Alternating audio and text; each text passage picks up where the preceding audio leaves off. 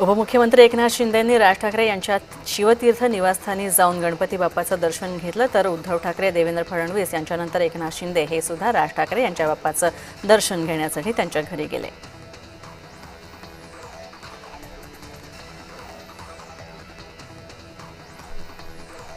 मुंबईतील सर्वात श्रीमंत गणेश मंडळ अशी ख्याती असलेल्या जीएसबी सेवा मंडळाच्या बाप्पाच्या दर्शनासाठी देशभरातील भाविक गर्दी करतात. तर जीएसबी सेवा मंडळाला दरवर्षी भारतामधून देणग्यांचा पाऊस पडत असतो.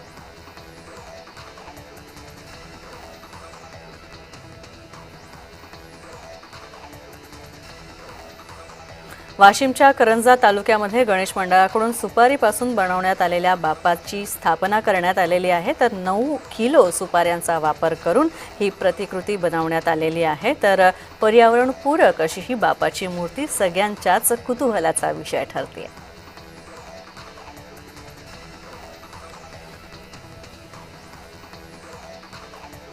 आमदार प्रकाश सुर्वे यांच्या मूळ गावी कुंभारथे माणगाव इथं सालाबादाप्रमाणे यावर्षी सुद्धा गणरायाचं आगमन झालं. प्रकाश सुर्वे यांनी पखवाज वाजवण्याचा आनंद यावेळी लुटला. तर त्यांना पखवाज वाजवण्याचा छंद, या छंदाचा मनमुराद आनंद ते लुटतात.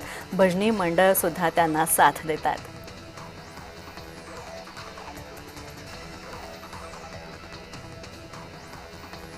मुंबईतील ताळदेव इथं नरेश किशोर घाग यांच्या बाप्पाला 101 वर्ष पूर्ण झालेली आहेत. या निमित्तानं शिव अभिषेक करणारी बाप्पाची सुंदर मूर्ती त्यांनी स्थापिली आहे आणि सजावटीसाठी शिवगुफाचा देखावा सुद्धा साकारण्यात आला.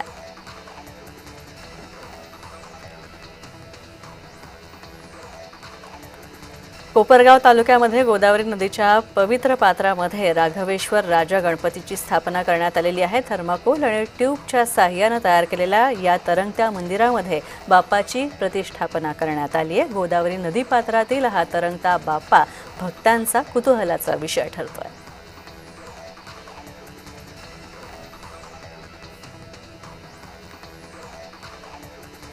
जागतिक वारसा यादीतील महाराष्ट्रातील 12 किल्ल्यांची माहिती देणारा आकर्षक देखावा ठाण्यात साकारण्यात आलेला आहे. कार्तिक निलेश मंडलिक या मुलानं लाडक्या बाप्पासमोर हा देखावा सादर केलेला आहे. हा देखावा बनवण्यासाठी 5 ते 6 दिवस लागले होते, असं कार्तिकनं सांगितलं.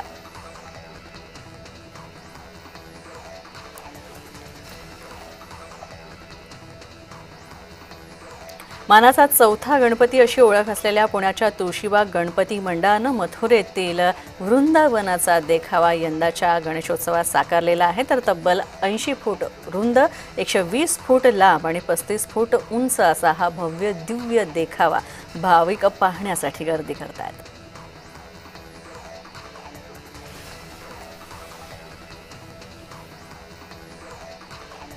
जळगावच्या तरसोद इथं गणपती पुरातन मंदिराचं ऐतिहासिक महत्त्व आहे. तर 1962 साली मंदिराची स्थापना करण्यात आली होती. संत झिपरू अण्णा महाराज आणि गोविंद महाराज, शेगावचे गजानन महाराज आणि नरसिंह सरस्वती महाराज यांच्या पदस्पर्शानं हे स्थान पावन झालं.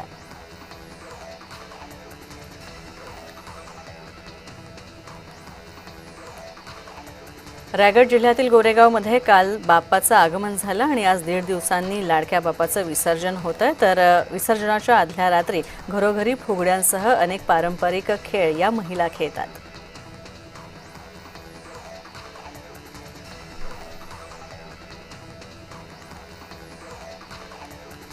रायगड जिल्ह्यातील गोरेगाव इथं काल बाप्पाचं आगमन झालं आणि 1.5 दिवसांनी बाप्पाचं विसर्जन करण्यात येतं. तर मग मोठ्या भक्तिभावानं घरोघरी टाळ मृदुंगाच्या जयघोषामध्ये भजन सादर करण्यात आलं. तर गणेशोत्सव काळामध्ये कोकणात भजन गाण्याची परंपरा आहे.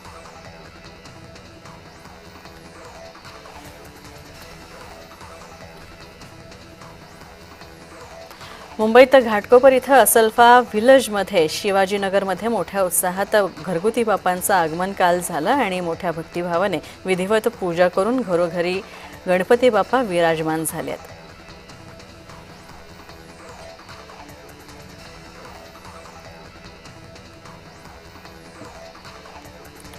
येवल्यामध्ये गणेशोत्सवानिमित्त सुवर्णकार समाज मंडळानं यंदा खास उपक्रम राबवलेला आहे। यंदा 17 किलो चांदीचा वापर करून गणपती बाप्पाची मूर्ती तयार करण्यात आलेली आहे आणि हीच मूर्ती बसवण्यात आलेली आहे। तर भव्य दिव्य सजावट आणि विराजमान केल्यानंतर गणपती बाप्पांच्या दर्शनासाठी भक्तांनी सुद्धा मोठी गर्दी केलेली आहे।